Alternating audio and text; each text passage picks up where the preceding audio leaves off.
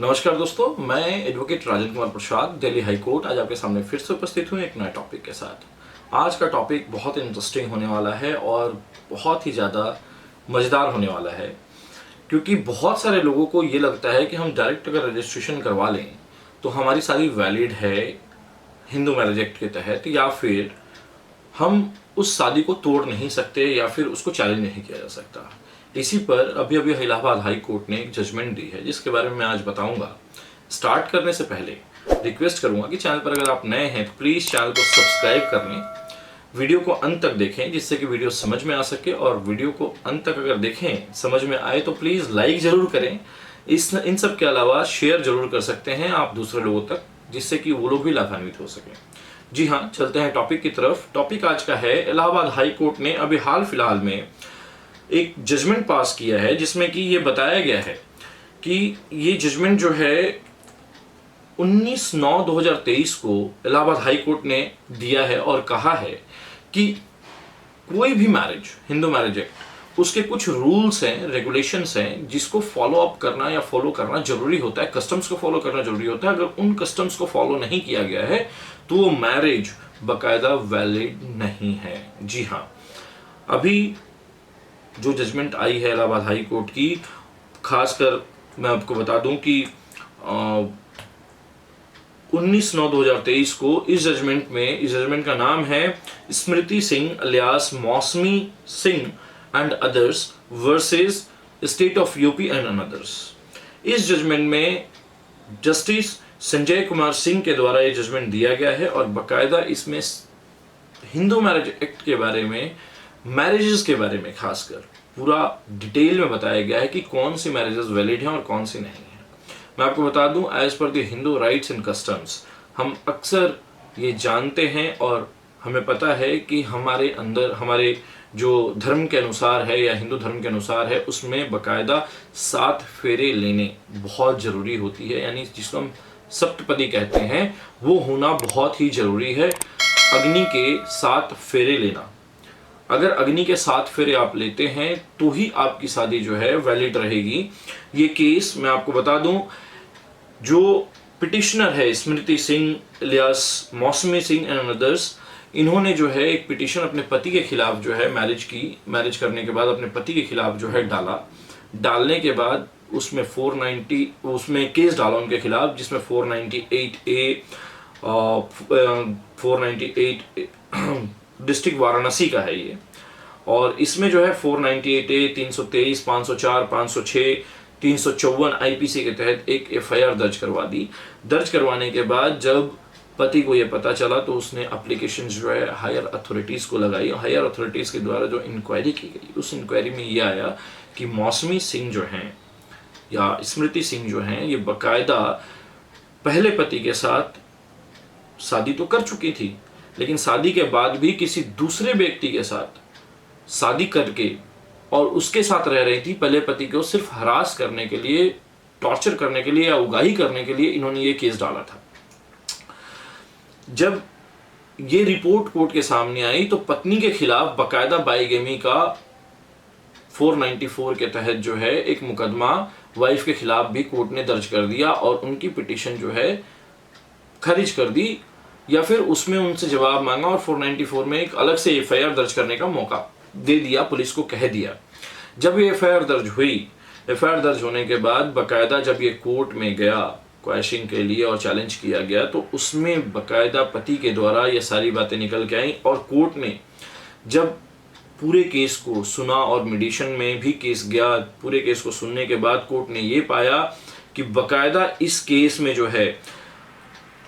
सप्तपदी जो है section 7(2) of Hindu marriage act के तहत बहुत ही मैंडेटरी क्लाउज है, और इसमें जो है बकायदा सप्तपदी के बारे में बताया गया है और ये कहा गया कि यहाँ सप्तपदी जो है परफॉर्म नहीं की गई, इसलिए ये जो है वैलिड नहीं है। 494 का जो पत्नी के खिलाफ एफआईआर दर्ज हुई थी उसमें in the complaint and statement of the complainant as well as witnesses, court का ऑब्जर्वेशन में बता रहा हूं, in the complaint and statement of the complaint as well as witnesses there is a lack of solemnization of marriage and ceremony of saptapadi as per section 2 of Hindu Marriage Act, there is no mention of the name of parties in the complaint who recited the rights and alleged second marriage. Hence, no offense of section 494 and 109 IPC is made out against the applicants. यानी पत्नी ने जो दूसरी marriage की थी, किसी और आदमी के साथ रह रही थी, पुलिस ने जो रिपोर्ट दाखिल की उसको चैलेंज किया था पत्नी ने और कहा था कि मैंने उसके साथ मैरिज नहीं की है और हमारे बीच कोई भी सप्तपदी नहीं हुई है। हाई कोर्ट ने बकायदा जस्टिस संजय कुमार सिंह के द्वारा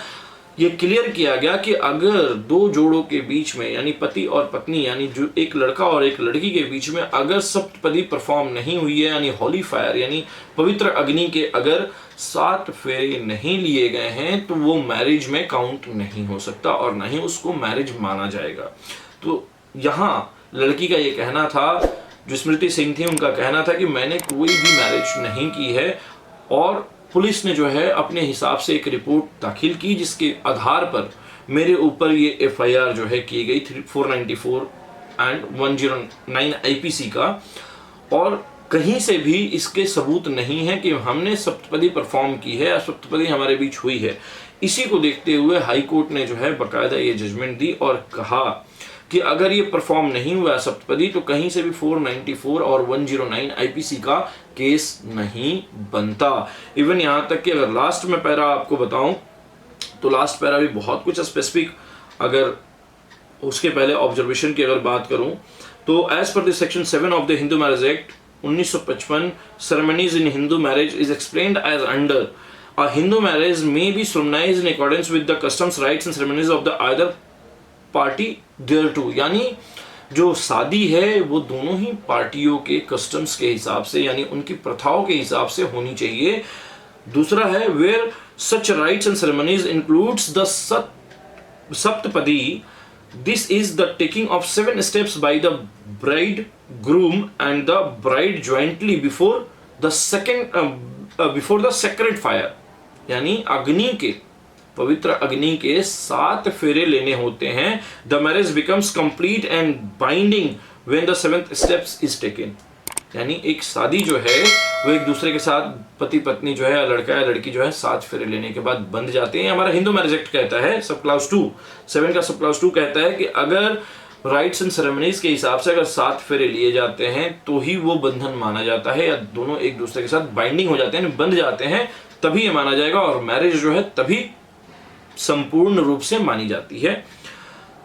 ये बकायदा सेक्शन को डिफाइन किया गया इसमें। और लास्ट का जो ऑब्जर्वेशन है कोर्ट का, इसमें कुछ जजमेंट भी जो है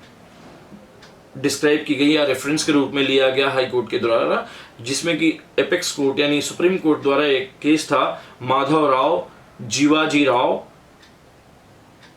India SC India and others versus Sambhaji Rao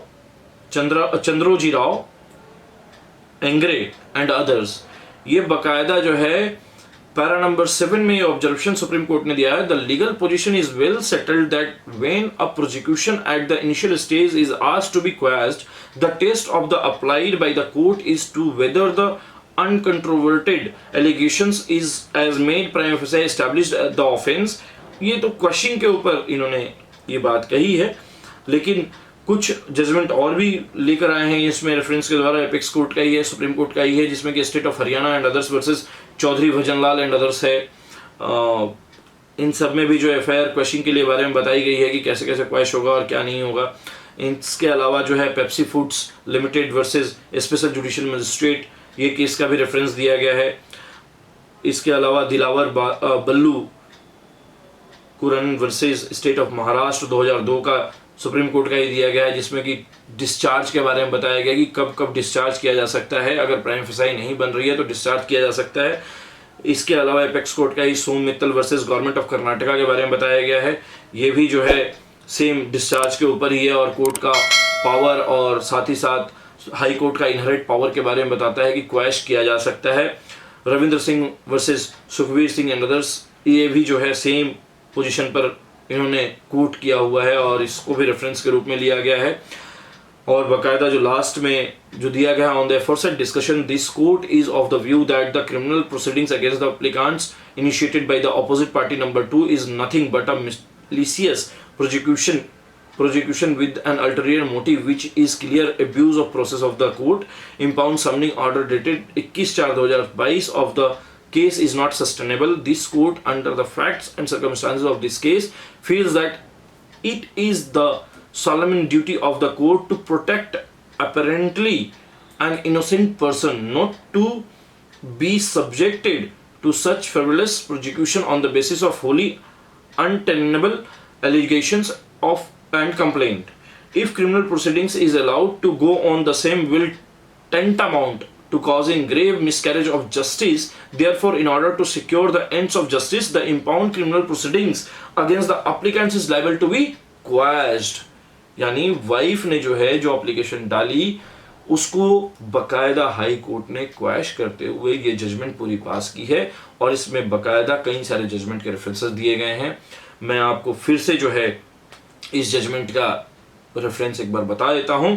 Smriti Singh alias मौसमी Singh and others versus state of UP and others. Natural citation number इसका जो है 2023 AHC 1813000 है, और ये पास किया गया है ऑनरेबल संजय कुमार सिंह के द्वारा, जो जस्टिस हैं इलाहाबाद हाई कोर्ट के।